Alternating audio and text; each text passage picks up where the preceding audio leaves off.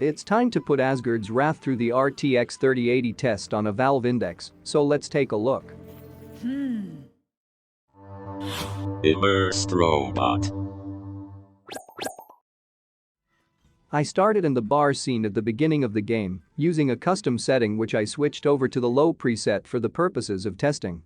I was running the Valve Index at 100% Steam VR super sampling, with 90Hz refresh rate. In-game super sampling was set at the maximum of 120%. Overall the game was running fine with these settings, but even here there were inconsistent and irregular spikes in CPU usage, and to a lesser extent, GPU.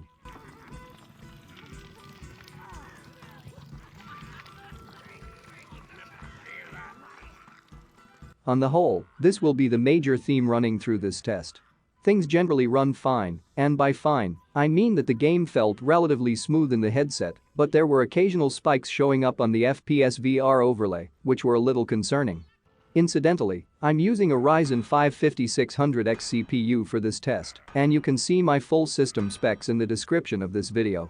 ReVive was also being utilized to run this Oculus Store exclusive in the Valve Index. This bar scene seems to be particularly demanding on the CPU in certain parts where small set-piece animations or events take place.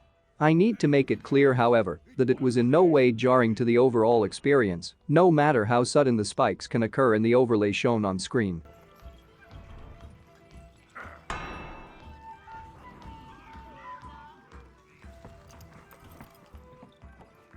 I tested the same scene using the Epic graphical preset, with generally similar performance interspersed by more aggressive CPU usage, something which pushed me into reprojection. I was recording this footage on the same PC as gameplay, but using the GPU for encoding to alleviate strain on my CPU for this reason. Changing to different scenes in other parts of the game affected performance in major ways.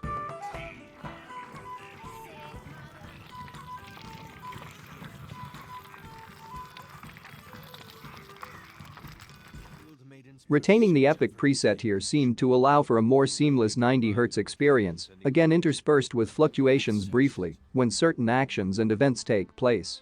I went through this first small section, and on the whole the game felt extremely smooth in the headset. Small blips occurred here and there, but quite rarely within the confines of the tomb.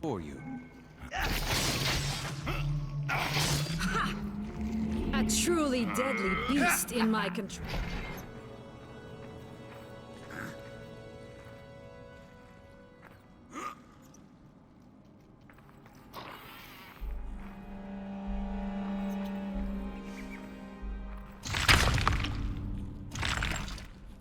I moved to the high graphical preset, while keeping in-game super sampling at 120%. Overall the game was running more comfortably here as expected, with frame times very low. However, the occasional spikes continued to make irregular appearances here and there on both the CPU and GPU side. Again, the pattern seemed to be that these fluctuations occurred when a scene or event was triggered. Perhaps it had something to do with the game loading in data from the SSD, but I can't be sure. I upped the refresh rate of my index to 120Hz while retaining the high graphical preset, and perceived performance was barely affected, the game giving a generally smooth experience.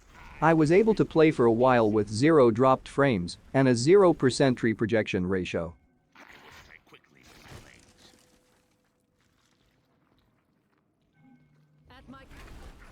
However, when this event happened, frame rate dropped briefly once again with small spikes on both GPU and CPU.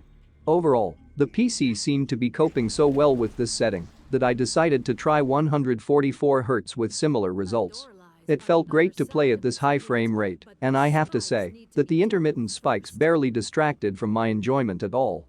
In certain scenes, once everything had been loaded in, the game barely had these spikes, which makes me think they could be related to data being pulled in from the SSD.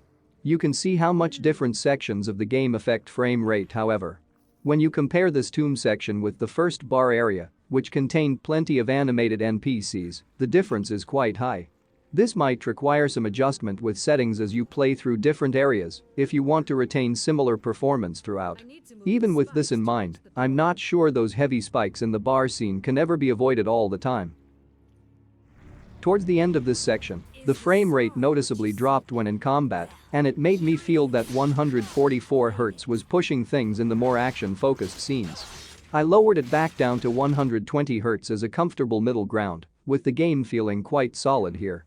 I also turned anti-aliasing off while keeping other settings on high. I believe this game was made using the Unreal Engine, which, depending on the rendering method employed by the developers, can cause the anti-aliasing to suffer from a general blurring effect. This is very much a personal preference, but I simply preferred to play the game with this anti-aliasing disabled to give a sharper image in the headset. In conclusion, this was a tough one to test on the whole. I felt like the game's performance was difficult to lock down with completely solid frame rates 100% of the time. I'm not sure it is even possible to do that on any system, as the frame drops seem to be linked with certain events or sections loading in. For clarification, this issue persisted when trying the game of all graphical presets and away from recording this footage. However, away from the pressure of testing, I was quite happy with the overall performance of the experience on a personal level. At 120 Hz in the Valve Index at high graphical settings, it seemed pretty good to me. The jarring fluctuations of frame rate in places, while frustrating, don't ruin the game on any level. On a final thought, I am obviously using ReVive to run this Oculus exclusive title on my Valve Index, and part of me wonders if this could be the root cause behind these small frame rate issues. I'm not entirely sure either way, but wanted to mention that fact before I go. Asgard's Wrath remains a great game, but these frame rate caveats are certainly something to note for players who want a flawless and solid experience from start to finish.